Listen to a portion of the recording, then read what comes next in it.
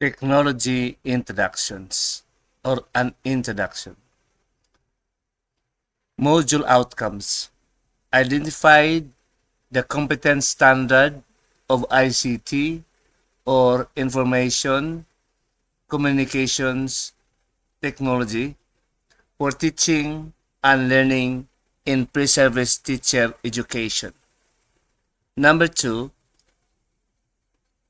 unpack the basic concepts of ICT to provide common understanding for teachers and learners.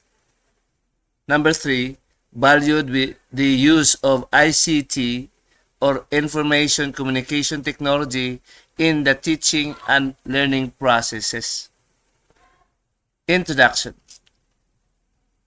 If there is one thing that changed the world so fast, it is technology. While there exists technology in the past as non-digital technology, the current digital technology has been a factor that shrunk the world and made it flat.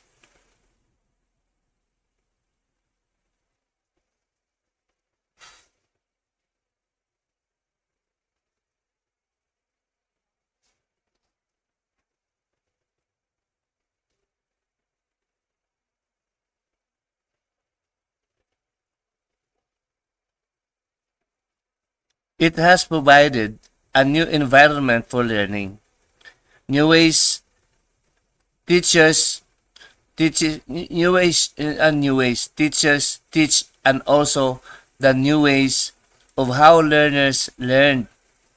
In the beginning, it has created a divided between digital alternatives and digital immigrants,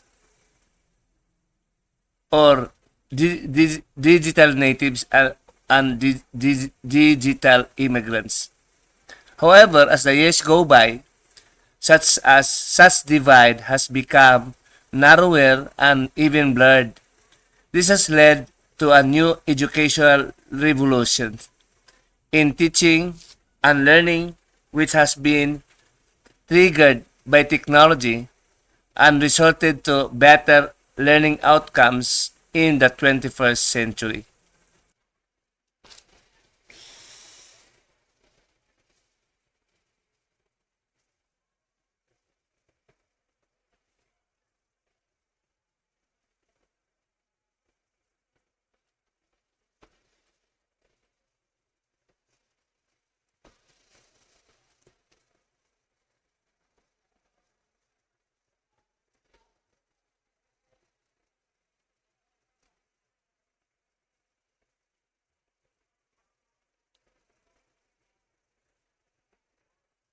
ICT Lesson 1: ICT Competency Standards for Philippine Pre-Service Teacher Education. Learning Outcomes. Identified the competency standards of ICT necessary in teaching for pre-service teacher education. Number 2, familiarize with the ISTE National Educational Technologies Standard for Teacher. ISTE stands for International Society for Technology in Education. It is a non-profit organization that creates standards for using technology in teaching and learning. ICT Competency Standards, chaired UNESCO, as provided in 2017. Policy Standards and Guidelines, or PSG, for private teachers education, for pre-service teacher education. UNESCO stands for United Nations Educational, Scientific, and Cultural Organization. The program outcomes for a teacher education degrees clearly state that every future teacher demonstrate proficiency in the development and utilization of information, communications, and technologies and technology. ICT resources, technology resources, ICT resources in promoting quality teaching learning process or process to ensure that the program outcomes related to ICT or information, communication, and technology shall be achieved. Competencies were identified to develop by every pre-service teacher. CHED UNESCO Bangkok 2009. The Information Communication and Technology competency standards is made up of 7 domains. Each domain has set of competencies. The competencies are expressed in desired learning outcomes. Becoming proficient in different competencies will enable you to handle learners of the 21st century in your future classroom. The ICT competency, the information, communication, and technology competencies standard is made up of 7 domains. Each domain, again, has set of competencies. The competencies are expressed in desired learning outcomes. Next, these domains and corresponding competencies are found in the table below. Table 1, ICT, Information, Communication, and Technologies Competency Standards for pre-service teachers.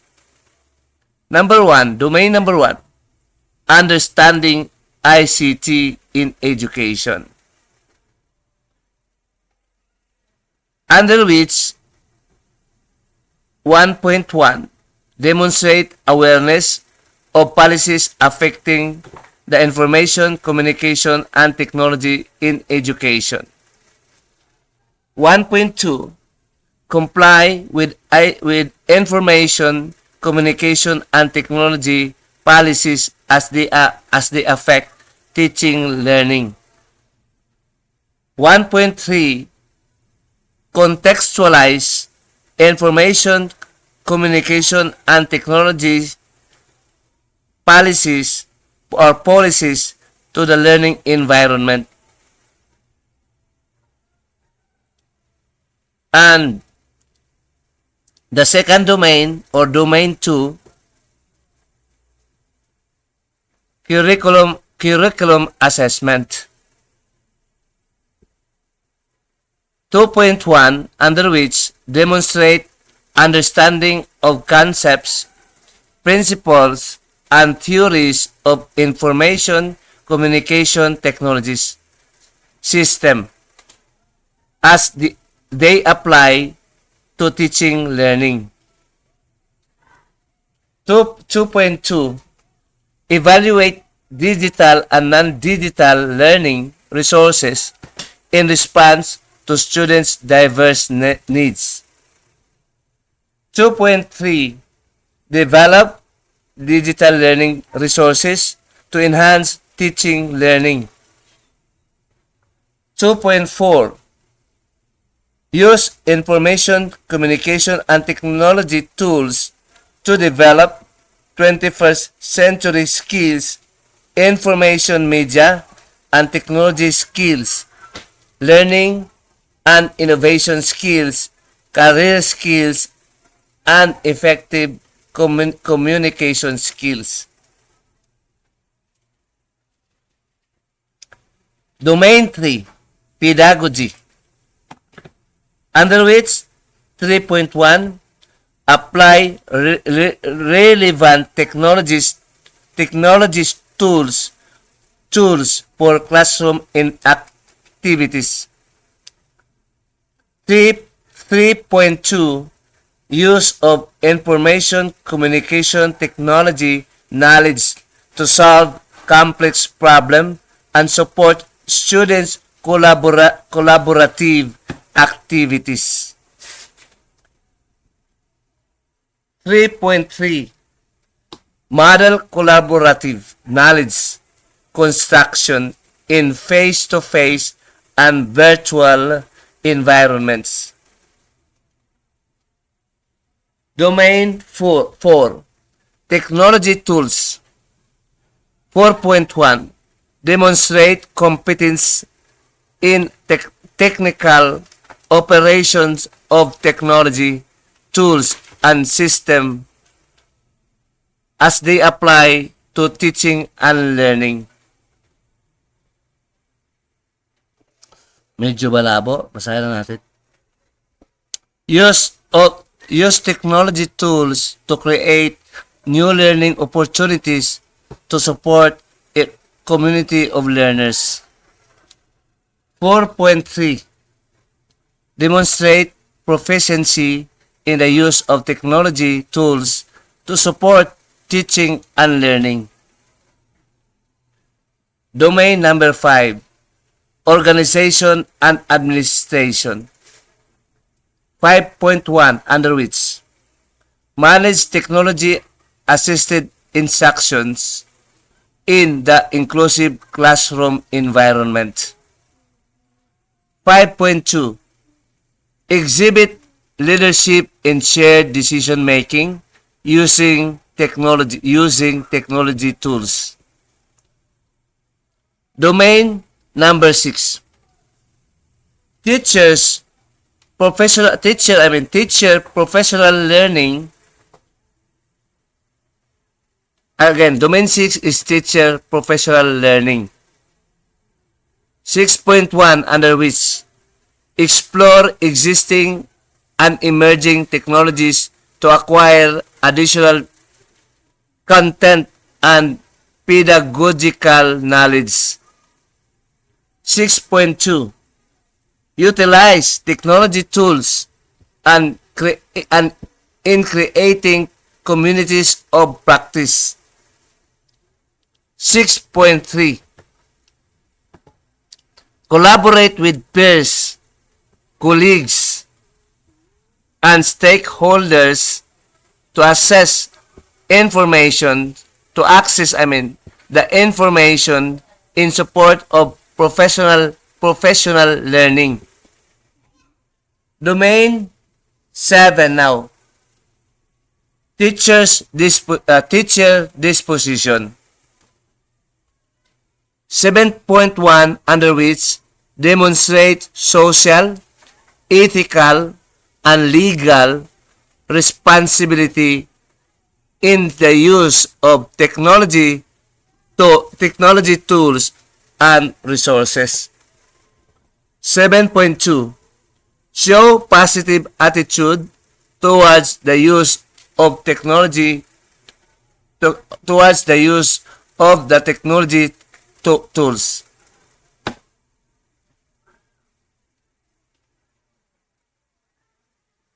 Likewise, now we are finished already with domains. Likewise, now the Department of Education issued Department of Education Order 42 Series of 2017, mandating the use of the Philippine Professional Standard for Teacher (PPST) to start with the beginning teachers who are fresh graduates from the teacher education program. The documents includes show skills in positive use of information, communication, and technology to facilitate teaching and learning, and show skills in the selections, developments, and the use of variety of teaching learning resources, including ICT, to address learning goals. These competency standards, in order to learn and master, will assure the 21st century learners in your class of a more enjoyable, creative, innovative ways in teaching and learning. With the use of Table 1 above, you can identify the domains to which given course of learning outcome belongs.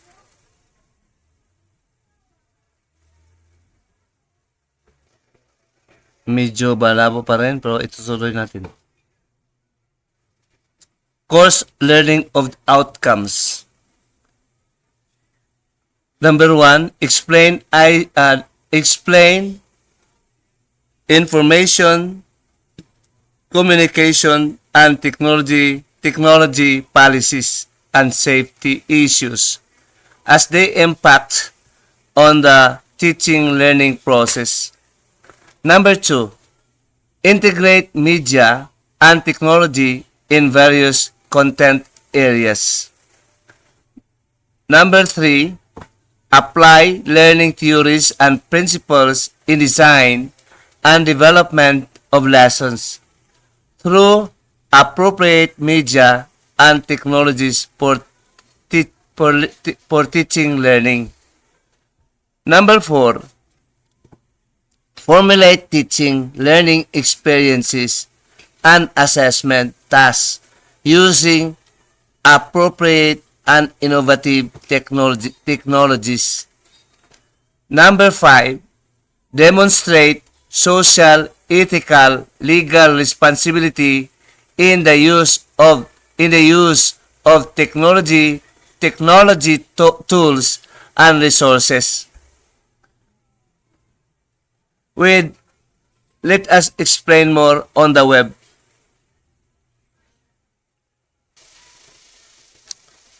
With your group, search from the shared website any of the following CMO 74 and CMO 75. ISTE, National Education Technology Standards for Teachers, or otherwise known as NETS-T.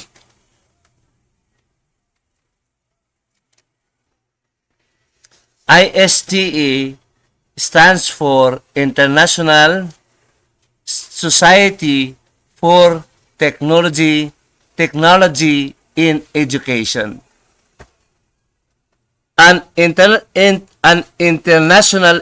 organization for education technology called International Society for Technology in Education, ISTE, established standards for both teachers and students. These standards were also referred to in the development of the Philippine ICT, or Information, Communication and Technology Competency Standards, which include the following. Standard 1, Technology Operations and Concepts. This means that teachers demonstrate a sound understanding of technology operations and concepts. And Standard 2, Planning and Designing Learning Environment and Experiences. These standards implies that teachers utilize the use of technology to plan and design effective learning environment and experiences. Standard 3, Teaching, Learning, and Curriculum. Teachers should be mindful that in the implementation of curriculum plan, they have to include strategies for applying technology to maximize student learning. Standard 4, assessment and evaluation. Teachers apply technology to facilitate a variety of effective assessment and evaluation strategies to collect and analyze data, interpret results,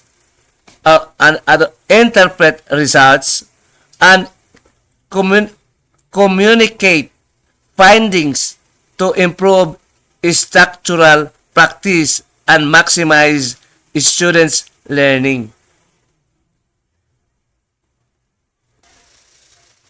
Standard 5, productivity and professional practice. Teachers use technology to engage in ongoing professional development and lifelong learning to support the students' learning, increase productivity, and to build a community of learners.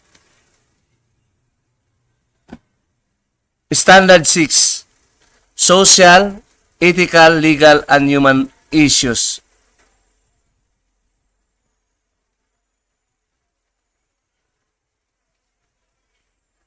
Likewise, ISTE also develops standard needed for students.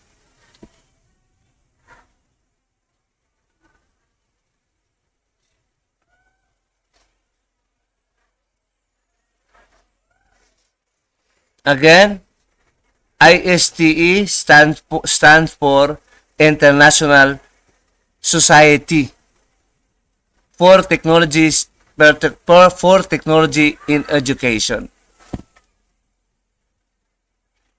Standard 1 that we must comply. Oh, let us finish first. These standards will be used as guide by teachers to plan technologies-based activities in which students achieve success in learning, communication, and life skills. International Society for Technology Education and National Education Technology Standards for students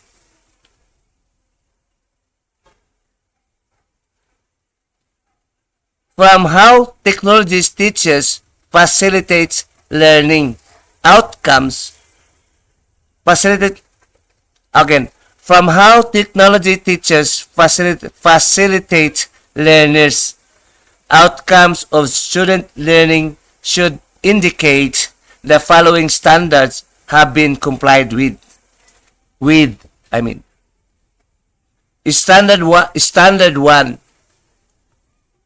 creativity and innovation. The standard will produce students who demonstrate creative thinking, construct knowledge, develop innovative products, processes using technology from existing knowledge. Standard 2, communication and collaboration. This standard requires students to use digital media and environments to communicate and work collaboratively to support individual learning and contribute to the learning of others. This includes the use of variety of media and formats for global awareness with learners from other cultures. Standard 3, research and information fluency. Students are expected to apply digital tools to gather, evaluate, and use information and plan strategies for inquiry. These standards expect the student to locate, organize, analyze, evaluate, synthesize, and ethically use information from a variety of sources and media. Standard 4. Critical thinking, problem solving, and decision making. These standards expect the students to use critical thinking skills to plan and conduct research, manage projects, solve problems, and make informed decisions using appropriate digital tools. Standard 5. Digital citizenship. It is required by the standards that every technology students becomes a digital citizens who demonstrate ethical and legal behavior, exemplified by the practice of safe, legal, and responsible use of information.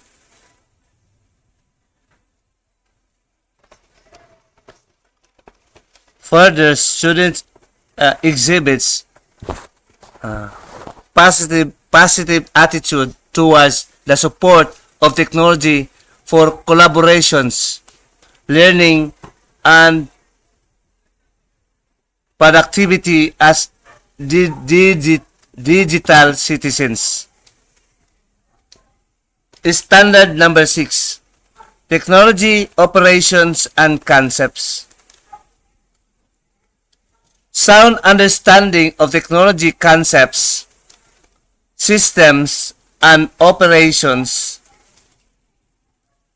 is a standard that students should comply with. They too are expected to further transfer current knowledge to learning of new techniques or new technologies, preserves teachers education students. Now you will have to master the knowledge and skills learning to know for the standard for students. However, since you will become teachers in the future, you should harness the same knowledge and skills to become learning to become future teachers. A. We have here the table A and B. Letter A. International Society for Technology Educations for teachers versus International Society for Teachers Education standards for students.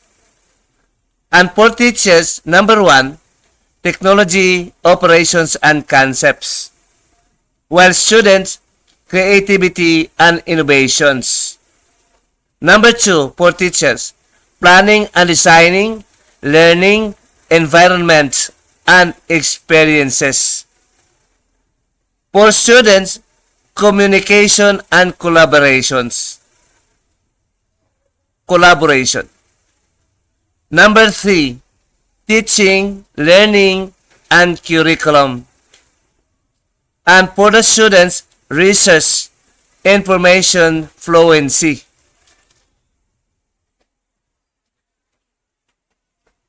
And for teachers, number 4, assessment evaluations. For students, critical thinking, problem solving, and decision making. Number 5, for teachers, productivity and professional practice. For students, digital citizenship. And number six, for teachers, social, ethical, legal, and human issues. For students, technology, operations, and concepts. We have here at task 1, lesson 1. Locate, this is more on lessons.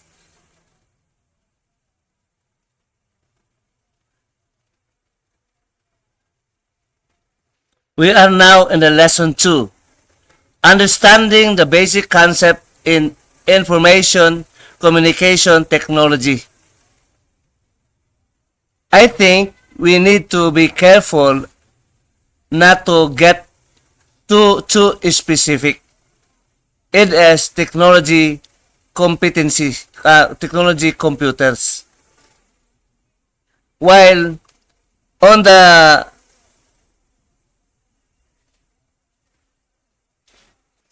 while at the same time not getting so broad that our definition of technology includes everything from pencil and paper to laser and computers. I'd like to see us define technology in a manner that looks at electronics tools we use to enhance teaching and learning. Sally, grade teachers from Joy Egbert, 2009. Lesson outcomes. Define conceptually or operationally terms that are basic to the understanding of information communication technology. Number 2, use the concepts and terms in communicating with peers for further understanding. We have heard the terms blogs, cyberspace, tools, asynchronous, synchronous, vlog, Google, webinar, Twitter, and more. Literacy, Facebook, media, social media, wikispace, cyberspace. There are a lot. Online, ICT, literacy, literacy, portal, engaging, and more, many more. Let us explore various resources to have a clear understanding of this lesson. Let us unpack some concepts and terms related to technology for teaching and learning. You can further find more explanation in this book as you go along with your lessons or in other reference in library or in web. Here are some concepts that you need to know and understand. Number 1, technology refers to a mixed process and products used in the application of knowledge. It includes tools from pencil and paper to the latest electronics gadgets and tools for practical tasks. Number 2, information communication technology literacy or ICT literacy is the use of technologies or technology, communication tools, and or networks to access, manage, integrate, evaluate, create, and communicate information in order to function in knowledge society. Guru 21, 2011. Number 3, educational technology refers to the use of technology in teaching and learning. Educational technology includes both the non-digital flip, such as flip charts, pictures, models, realia, etc. And digital electronics, the example of which are electronic tools, hardware, software, and connections, etc. Number 4, digital literacy is defined as the ability to find, evaluate, utilize, share, and create contents using information technologies and the internet. Cornell University. According to American Library Association 2018, digital literacy is the ability to use information and communications requiring both cognitive and technical skills. Number 5, digital learning is any type of learning that is accompanied by technology or instructional practice that makes effective use of technology or technology. It encompasses the application of wide spectrum of practices, which included blended or virtual learning. It can come as online or offline, which utilize digital technology. Number 6, online digital tools and applications and apps use. Online digital tools and apps use an internet connection to access the information needed. A common example is Skype.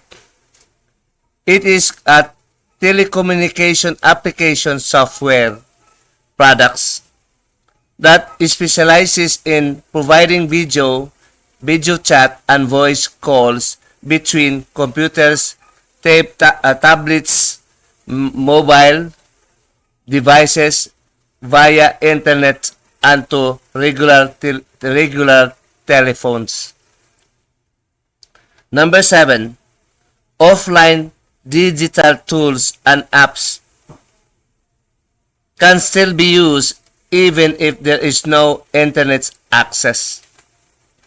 Among these are Canary Learning, Pocket, Everton, eBooks, Kalights, Gupta, Priyanka 2017, download in EdTech Review, July 3, 2017. Number 8, instructional technology. Instructional technology is the theory and practice of design, development, utilization, management, and evaluation of the processes and resources.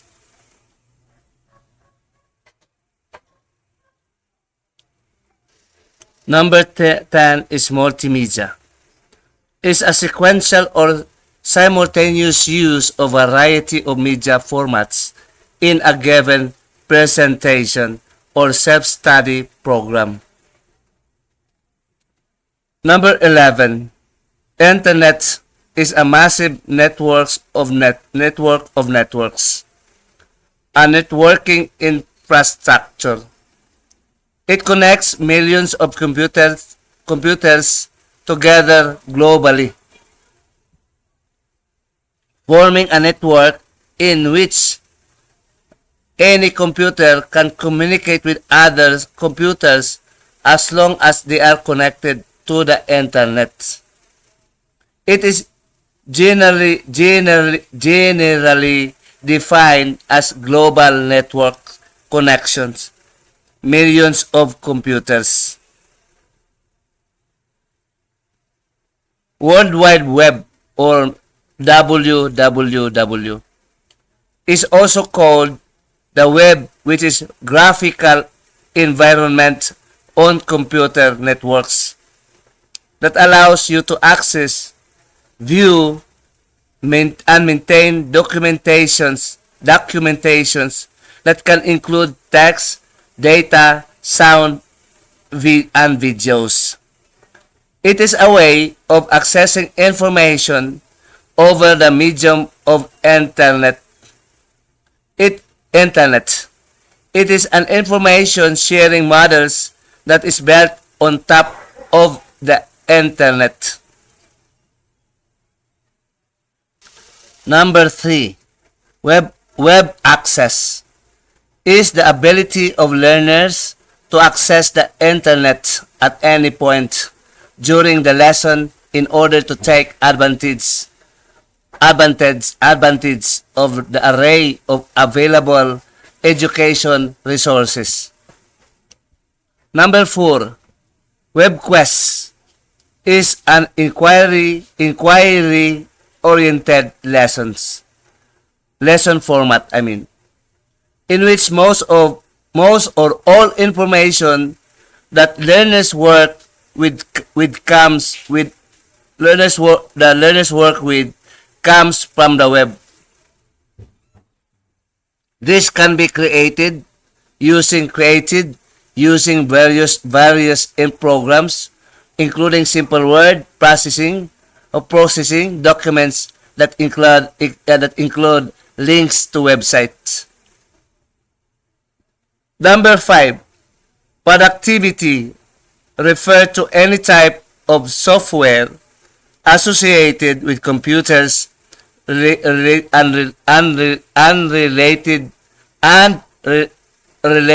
technologies that can be used as tools for professional or classroom productivity. Examples: Microsoft Office, Apple Works, word processing, grade and record keeping, web page production, presentation. Kifit UNESCO 2016. Technology tools is an instrument used for doing work. It can be anything that helps you accomplish your goals with the use of technology.